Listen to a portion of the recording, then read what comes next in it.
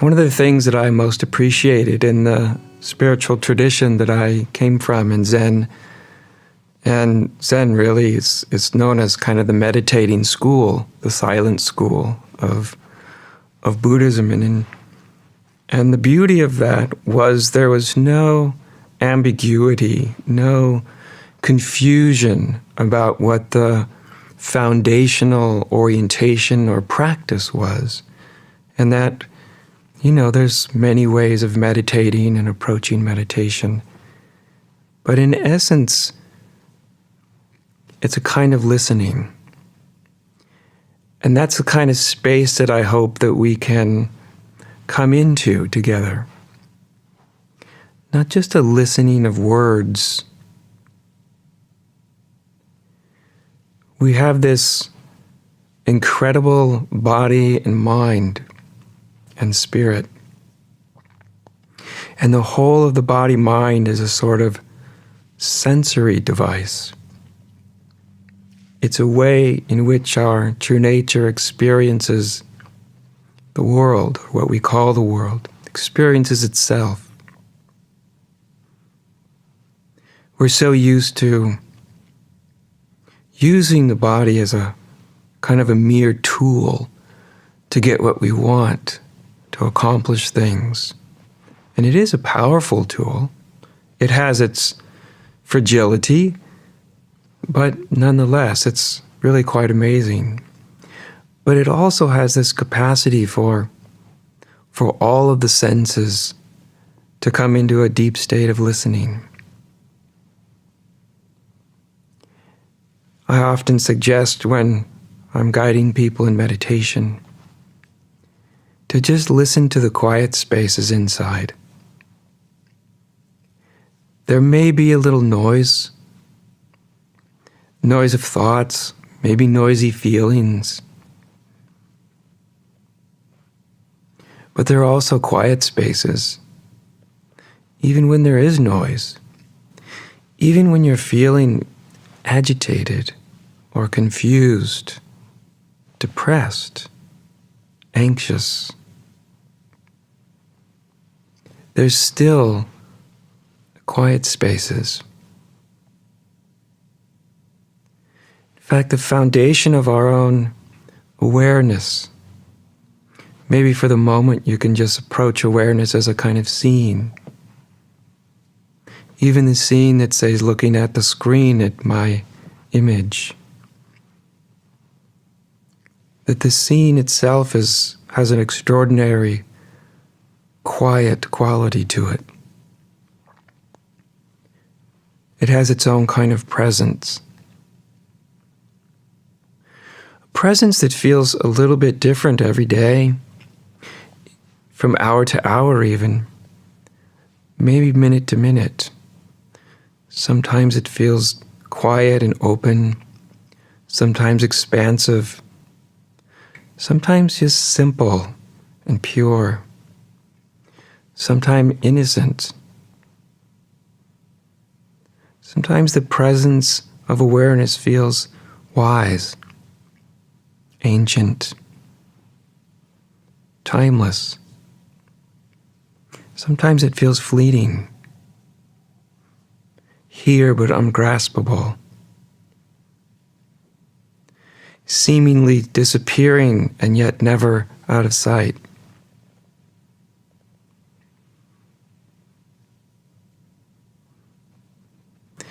In one sense, spirituality is the art of paying attention to what others ignore, to what tends to be devalued so much in human life. And especially in a world where it seems like so much is clamoring for our attention, sometimes insisting on our attention. That this quieter dimension of being just goes unacknowledged, unappreciated. In the way we're seemingly constantly being asked to define ourselves. What do you think about, well, just about everything? Nowadays we all have sort of incredible expanse where we can utilize technology to extend whatever our opinion is about anything.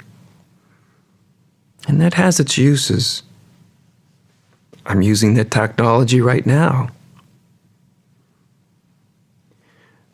But I'm trying to use it not to create more noise, not to make more things that you need to believe in,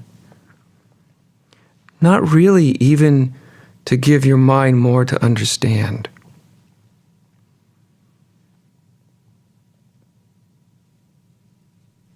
My hope is that this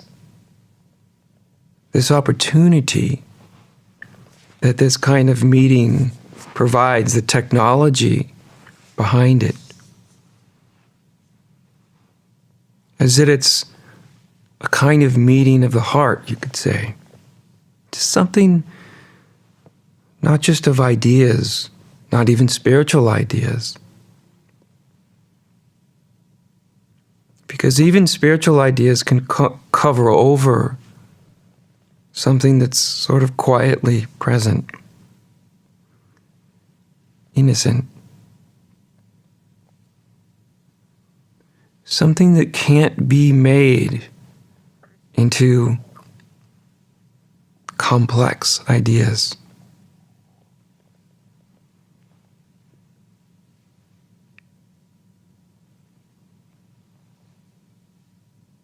So spirituality in one sense is paying attention to what we generally ignore. Because we can't really grasp the spirit of something, the presence of your own moment of consciousness.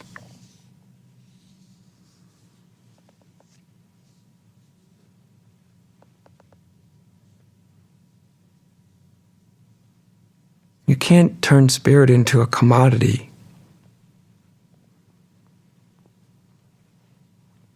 It seems quite useless sometimes.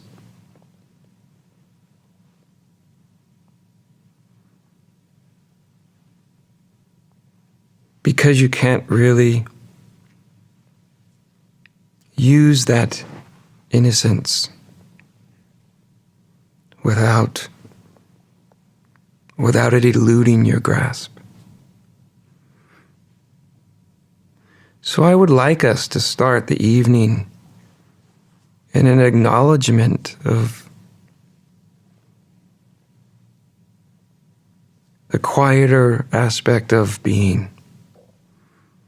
It's not the only aspect, but it's generally the most easily forgotten one.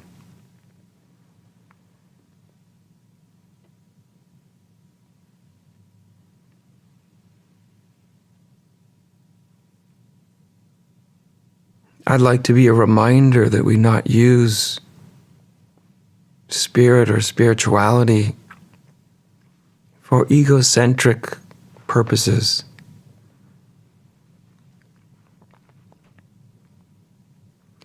But instead, kind of let it guide each of us.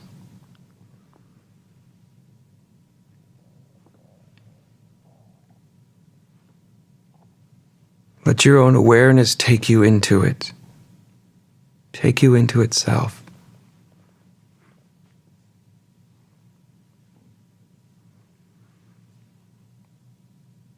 And you might be reminded, maybe just in the fleeting sense of your own heart.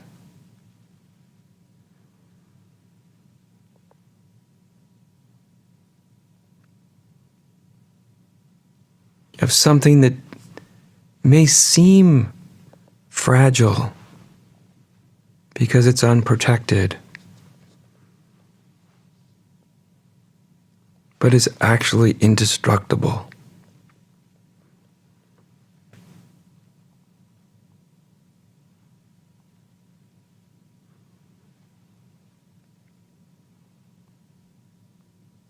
So it's here that we should meet one another.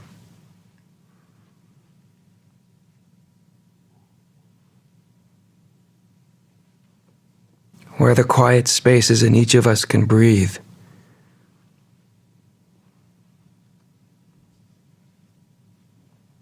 Where there's room in between the words we say, or even the words we think.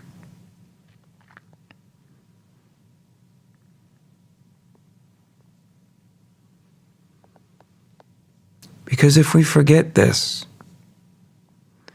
when spirituality moves away from this simplicity of presence,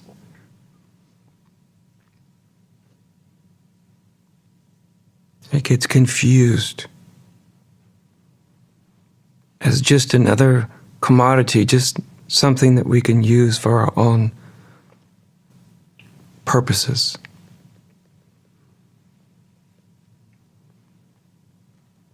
It's an interesting thing to kind of turn things around sometimes and see what your spirit wants of you instead of what you want from it.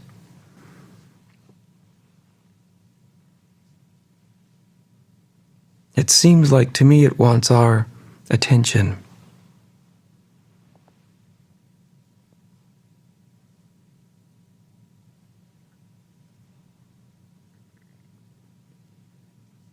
It wants our heart.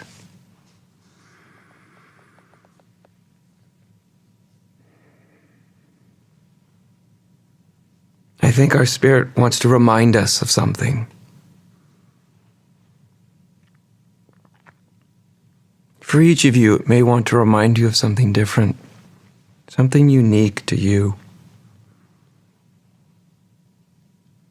For some, it might remind you of your own innocence, for others of your loving heart. Some of you, your spirit might want to remind you of your own presence.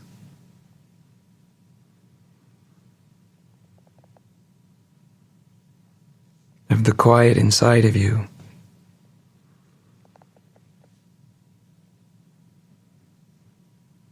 And also of the strength of you, the strength of your spirit.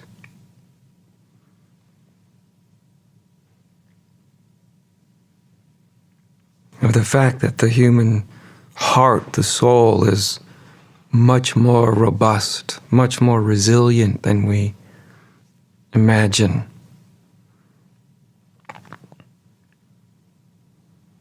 It needs to be. Life isn't always an easy thing.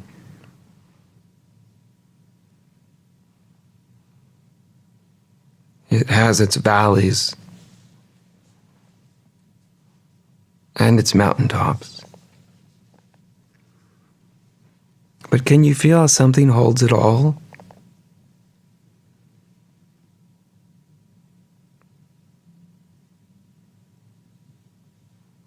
Something that's so easy to ignore.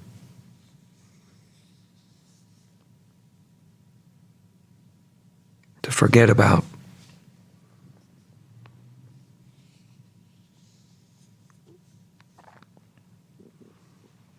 So let's just remember our spirit.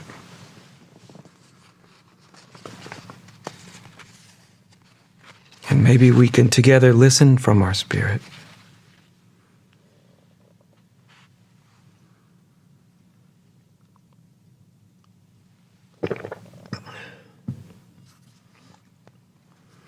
Because that's really the reason for these broadcasts. That's the reason for the whole teaching, actually.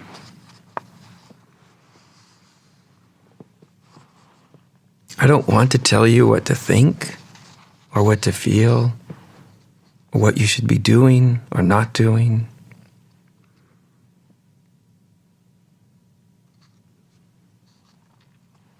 I want you to listen to what's inside of you, to So what's behind and in the midst of all the comings and goings of life?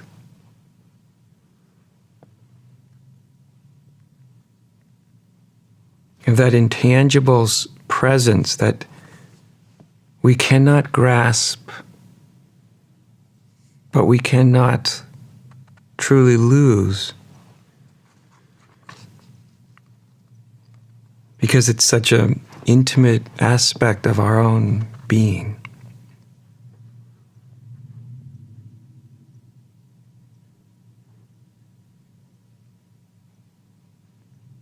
It's a noisy world.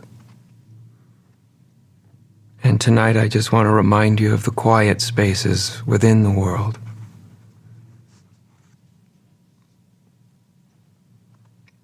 Actually, if you care to notice, the world is much more quiet than it is noisy.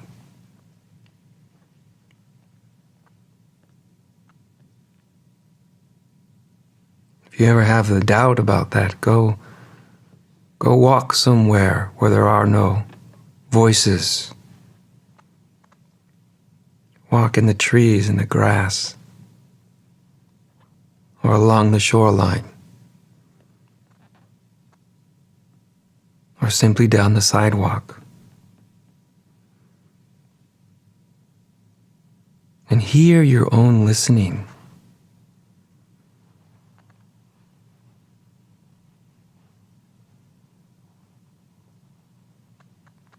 And feel what you cannot lose.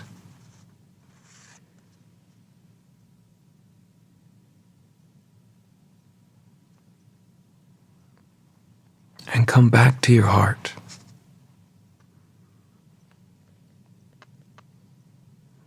It hasn't gone anywhere.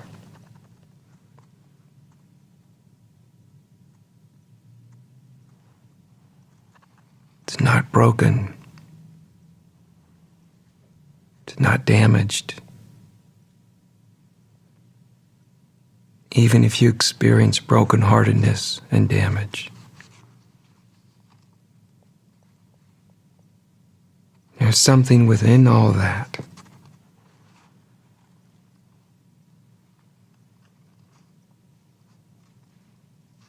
that is beyond the harm of the world.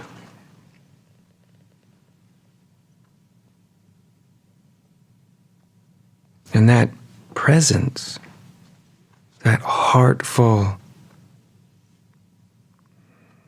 affectionate presence, the world needs that.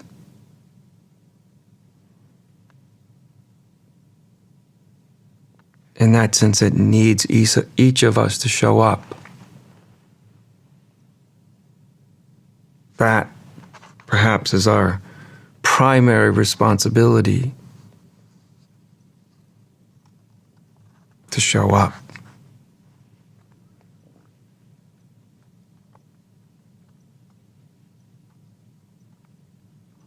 To bring forth what is so easily forgotten by others.